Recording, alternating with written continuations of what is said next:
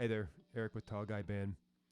Wanted to do a quick review demo of my Reverend AirSonic W. I personally think that these are one of the more cool, unique designs to come out over the last however many years. As we know, a lot of guitar styles tend to lean more traditional. There's not a whole lot of innovation going on. This one's pretty innovative.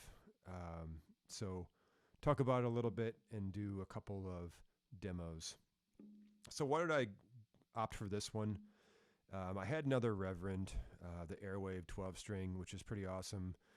I wanted something that was more kind of the opposite of that, but had the versatility of having the heaviness of humbuckers, but also the chiminess and the dynamics of single coils. So from what I had read about these railhammer pickups that are on the W are supposed to kind of live in that world. They're supposed to be kind of a P90-ish voiced sound, even though they are actually humbuckers. I really like the idea of their roasted maple necks. This is a fairly fat neck with a 12-inch radius. I'm 6'6", so I like to have a fairly large neck. Anything too thin, I get hand cramp types of issues. So anyway, looking for something that was kind of a jack-of-all-trades versatile guitar. I would be considered somewhat semi-pro. I do gig around the Houston metro area where I live with my band semi-regularly, although it's not how I make my primary living. So part bedroom player, part semi-pro, occasionally gigging around town in clubs and bars and whatnot. So I was looking for a jack-of-all-trades of a 6-string to go along with my 12-string. So I'm just going to run through a couple of the nice tones that it makes, not by any means anything exhaustive. I've got a pretty simple setup going right now. I'm just running through a Strymon Iridium. I've got it on my Vox AC30 setting with blue speakers, just going into my audio interface. And then for a little bit of distortion tones, I've got one of the Boss overdrive distortion pedals, the old yellow one. So nothing crazy, nothing special outside of the ordinary of what anyone would be running. So this is both pickups on, just a tiny little bit of hair edge of breakup sound.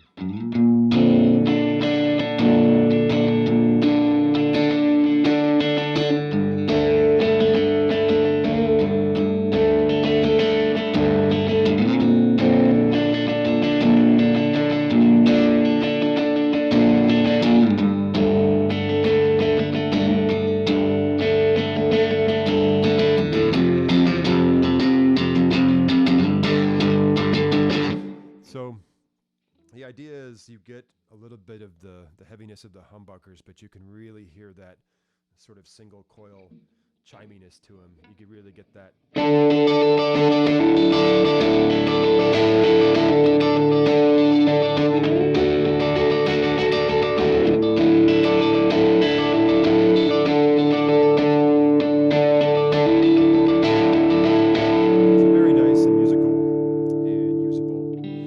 You can also get some of the nice kind of power chord heavy tones.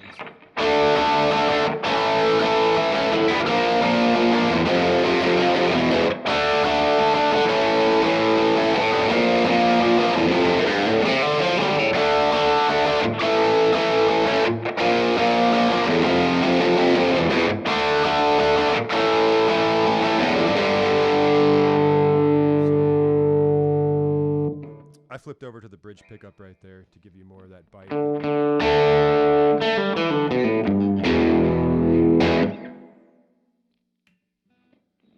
let me do a little bit of neck pickup tones too, because you can really get a lot of that sort of almost stratty neck pickup thing going on with this as well.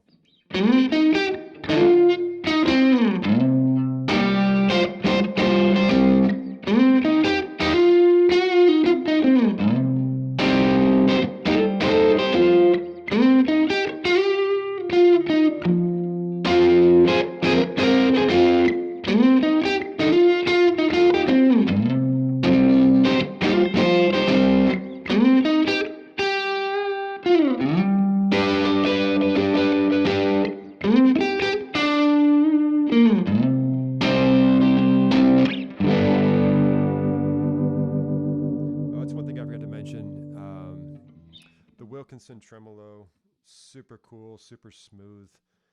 It's a lot more subtle than something like a Fender Stratocaster, for example, which I have and I use. But man, this thing is just, you get a lot of that really subtle bend stuff, so you can play around.